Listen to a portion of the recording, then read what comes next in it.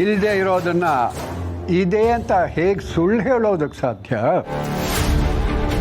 ಈಗ ಆ ಕಾರು ಸ್ಟೇಷನ್ನಲ್ಲಿದೆ. ನನ್ನ ಗೆಳೆಯನ ಪ್ರಾಣ ತೆಗೆದಂತಹ ಕಾರು. ಈ ಮನೆಯ ಇಷ್ಟು ಗಲಾಟೆಗಳಿಗೂ ಕಾರಣವಾಗಿರುವಂತಹ ಕಾರು. ಚಿಕ್ಕಮ್ಮ, ಏನು ಇವರೆಲ್ಲ ಹೇಳ್ತಾ ಇರೋದು? ನಿಜವಾಗ್ಲೂ ನಿಮ್ಮ ಕಾರ್ ಮನೇಲಿ ಇಲ್ವಾ? ಇಲ್ಲ, ನನ್ನ ಕಾರು ಮನೇಲಿಲ್ಲ.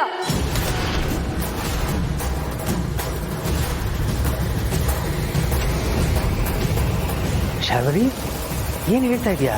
ನಿನ್ನ ಕಾರು ಮನೇಲಿಲ್ವಾ? ಅಂದ್ರೆ ತುಳಸಿಯವ್ರು ಹೇಳ್ತಿರೋದು? ನಾವು ಹೇಳ್ತಿರೋದು ಸತ್ಯ. ಈ ಆಕ್ಸಿಡೆಂಟ್ ಮಾಡಿದ್ದು, ಆಕ್ಸಿಡೆಂಟ್ ಆಗಿದ್ದು ನನ್ನ ಕಾರಿಂದಾನೇ ಇರ್ಬೋದು, ಆದ್ರೆ ಆಕ್ಸಿಡೆಂಟ್ ಮಾಡಿದ್ದು ನಾನಲ್ಲ. ಚಿಕ್ಕಮ್ಮ, ಏನು ಹೇಳ್ತಿದ್ರ ನೀವು? ಇದನ್ನ ನಮ್ಗೆ ಯಾರಿಗೂ ನಂಬಕ್ಕಾಗ್ತಿಲ್ಲ. ಆಕ್ಸಿಡೆಂಟ್ ಆಗಿರೋದು ನಿಮ್ಮ ಕಾರಿಂದನಾ? ನಿನ್ನ ಕಾರಿಂದ ಆಕ್ಸಿಡೆಂಟ್ ಆಗಿದೆ ಅಂದಮೇಲೆ ಆಕ್ಸಿಡೆಂಟ್ ಮಾಡಿದ್ದು ನೀನೇ ಆಗಿರ್ಬೇಕು ತಾನೇ? ಇಲ್ಲ ರೀ, ನಿಜವಾಗ್ಲೂ ಆಕ್ಸಿಡೆಂಟ್ ಮಾಡಿಲ್ಲ. ನಾನು ನಿಮ್ಮಿಂದ ಒಂದು ಸತ್ಯನ ಮುಚ್ಚಿಟ್ಟಿದ್ದೀನಿ. ಬೇಕಿದ್ರೆ ಅದಕ್ಕೆ ನಾನು ಕ್ಷಮೆ ಕೇಳ್ತೀನಿ.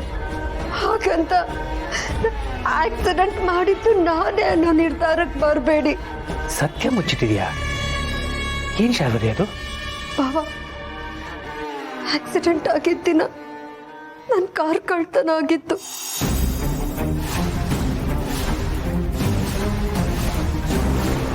ಮದುವೆ ಓಡಾಟ ಇತ್ತಲ್ಲ, ಪದೇ ಪದೇ ಕಾರ್ ತೆಗಿಯೋದು, ಪಾರ್ಕ್ ಮಾಡೋದು ಇತ್ತಲ್ವಾ. ಆ ಗಡಿಬಿಡಿಲಿ ಕಾರ್ ಕೀನ ಕಾರಲ್ಲೇ ಬಿಟ್ಬಿಟ್ಟೆ ಬಾವ. ನೀವು ಆ ಕಾರ್ನ ಮನೆ ಒಳಗೆ ನಿಲ್ಸಿರಲಿಲ್ವಾ? ಇಲ್ಲ ಅಭಿ, ಮತ್ತೆ ನಾನು ಹೊರಗಡೆ ಹೋಗೋದಿರುತ್ತೆ ಅಂತ ಕಾರ್ನ ಗೇಟಿಂದ ಆಚೆನೆ ನಿಲ್ಸಿದ್ದೆ. ಬೆಳಗ್ಗೆ ಎದ್ದು ನೋಡಿದಾಗ ಕಾರ್ ಇರಲಿಲ್ಲ. ಅವತ್ತು ಪೊಲೀಸ್ ಅವ್ರು ಬಂದು ಸಮರ್ಥನ ಕರ್ಕೊಂಡು ಹೋಗುವಾಗ ನಿನ್ನ ಕಾರ್ನು ಸೀಸ್ ಮಾಡಿದ್ರಲ್ಲ, ಆಗ್ಲೇ ನನಗೂ ಗೊತ್ತಾಗಿದ್ದು ನನ್ನ ಕಾರು ಕಳವಾಗಿದೆ ಅಂತ. ಶಾರ್ವರಿ, ಈ ವಿಷಯನ ನೀನು ನಮ್ಗೆ ಯಾಕೆ ಹೇಳಿಲ್ಲ? ಹೇಗೆ ಹೇಳಲಿ ಬಾವ?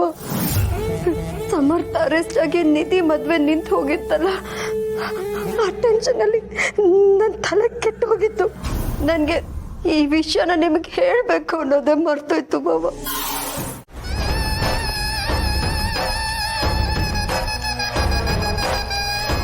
ಇಂಥ ದುರಹಂಕಾರ ಎಲ್ಲ ಜಾಸ್ತಿ ದಿನ ನಡೆಯಲ್ಲ. ಇದಕ್ಕೆಲ್ಲ ಆದಷ್ಟು ಬೇಗ ಕಡಿವಾಣ ಬೀಳತ್ತೆ. ಆದರೂ ನೀನು ಸಾಹಸನ ಮೆಚ್ಕೊಳ್ಳೇಬೇಕು. ಅಷ್ಟು ಜನ ರೌಡಿಗಳಿದ್ರು ನೀನು ಆ ಕಾರ್ನ ತಗೊಂಡು ಹೋಗಿ ಪೊಲೀಸ್ ಅವ್ರಿಗೆ ಒಪ್ಸಿದ್ಯಾ ಅಂದರೆ ನೀನು ನಿಜವಾಗ್ಲೂ ಧೈರ್ಯವಂತೇನೆ. ನಿನ್ನ ಇಷ್ಟು ದಿನ ಎಮೋಷ್ನಲ್ ಡಾಲ್ ಅಂದ್ಕೊಂಡಿದ್ದೆ. ಪರವಾಗಿಲ್ಲ, ಆ್ಯಕ್ಷನ್ ಮಾಡೋಕ್ಕೂ ಬರುತ್ತೆ ಅಂತ ಪ್ರೂವ್ ಮಾಡಿಬಿಟ್ಟೆ. ಆದರೆ ನಿನ್ನ ಆ್ಯಕ್ಷನ್ನು, ಎಮೋಷನ್ನು ಎಲ್ಲ ನನ್ನ ಡ್ರಾಮಾ ಪರ್ಫಾರ್ಮೆನ್ಸ್ ಮುಂದೆ ವೇಸ್ಟ್ ಆಗೋಯ್ತು. ನನ್ನನ್ನು ಸಿಕ್ಕಾಕ್ಸೋಕೆ ನೀನೆಷ್ಟು ಕಷ್ಟಪಟ್ಟೆ ಅಲ್ವಾ? ಆದರೆ ಈ ಶಾರ್ವರಿನ ಸಿಕ್ಕಾಕ್ಸೋದು ಅಷ್ಟು ಸುಲಭ ಅಲ್ಲ. ಪುರಾಣದ ಕಥೆಗಳೆಲ್ಲ ಕೇಳಿಲ್ವಾ ನೀನು? ರಾಕ್ಷಸರೆಲ್ಲ ತಪಸ್ ಮಾಡಿ ವರ ಪಡೆದು ತಮಗೆ ಸಾವೇ ಇಲ್ಲ, ತಮ್ಮನ್ನು ಗೆಲ್ಲೋರು ಯಾರೂ ಇಲ್ಲ ಅಂತ ಖುಷಿ ಪಡ್ತಾರಂತೆ.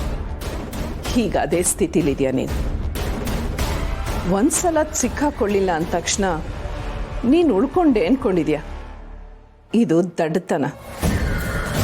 ದೇವರು ಒಂದಲ್ಲ ಒಂದು ರೂಪದಲ್ಲಿ ಅವತಾರ ತಾಳೋದು ನಿನ್ನಂಥ ರಾಕ್ಷಸರನ್ನ ಸಂಹಾರ ಮಾಡೋದಕ್ಕೆ.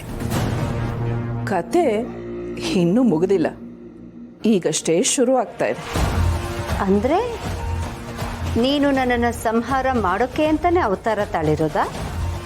ಅದಕ್ಕೆ ಅಂತಾನೆ ಈ ಮನೆಗೆ ಬಂದಿರೋದಾ? ಹಾಗೆ ಅನ್ಕೋ. ಆಕ್ಸಿಡೆಂಟ್ ಮಾಡಿದ್ದು ನೀನೇ ಅನ್ನೋ ಸತ್ಯ ನನಗೆ ಗೊತ್ತಾಗ್ತಾ ಇದೆ.